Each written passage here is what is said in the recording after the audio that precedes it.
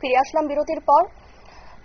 এবারে নজর রাখবো 275টি নতুন কারিগরি প্রতিষ্ঠানের অনুমোদন দিল মোদী সরকার। স্কুল পর্যায়ে এআই শিক্ষার প্রসারে নয়া নয়া উদ্যোগ কেন্দ্রের। স্কিল ইন্ডিয়া প্রকল্প বাস্তবায়িত করতে একাধিক সিদ্ধান্ত। এ ব্যাপারে জানবো বিস্তারিত।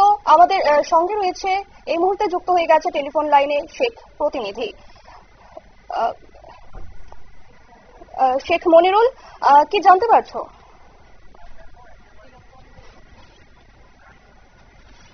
অনুমোদন দিল কেন্দ্রীয় সরকার।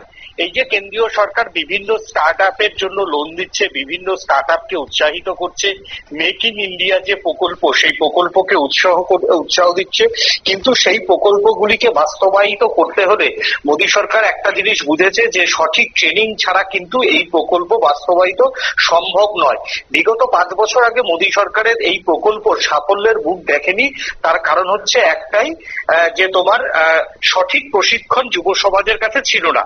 তার জন্যই যুব সমাজকে প্রশিক্ষণ দিতে এই ধরনের সেন্টারগুলি গোটা দেশ জুড়ে তৈরি করা হবে বলে সিদ্ধান্ত নিল মোদী সরকার। পাশাপাশি তোমায় আরো একটা জিনিস বলে রাখি যে মোদী সরকার আরো একটা বিষয়ে সিদ্ধান্ত নিয়েছে যে আজকে ইউটিউব বা সোশ্যাল মিডিয়াতেও কিন্তু বহু মানুষ তাদের রুটি রুজি চালাচ্ছেন। সেই সমস্ত যুব সমাজের কথা মাথায় রেখে ইউটিউব এবং ফেসবুকে যারা সমাজ মাধ্যমে যারা রুটি রুজি হিসেবে নিচ্ছেন তাদের জন্য কিন্তু ট্রেনিং এর ব্যবস্থা করা হচ্ছে।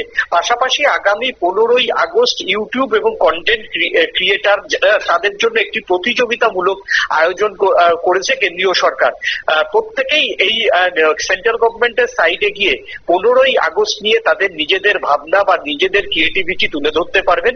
সেখান থেকে বেছে নিয়ে গোটা প্রদেশে প্রায় দেশে 100 জনের মতো ইউটিউবারকে কেন্দ্রীয় সরকার পুরস্কার দেবে বলে ঘোষণা করা হয়েছে। অর্থাৎ একদিকে যেমন ডিজিটাল ইন্ডিয়াকে উৎসাহিত করা হচ্ছে, তেমনি স্কিল ইন্ডিয়া বা মেক ইন ইন্ডিয়ার প্রকল্পে যাতে সাকসেস আছে তার জন্য দেশের যুব সমাজকে ট্রেনিং দেওয়ার জন্য এই বিশেষ ধরনের ট্রেনিং সেন্টারগুলি গোটা দেশ জুড়েই খুলছে কেন্দ্রীয় সরকার। ধন্যবাদ।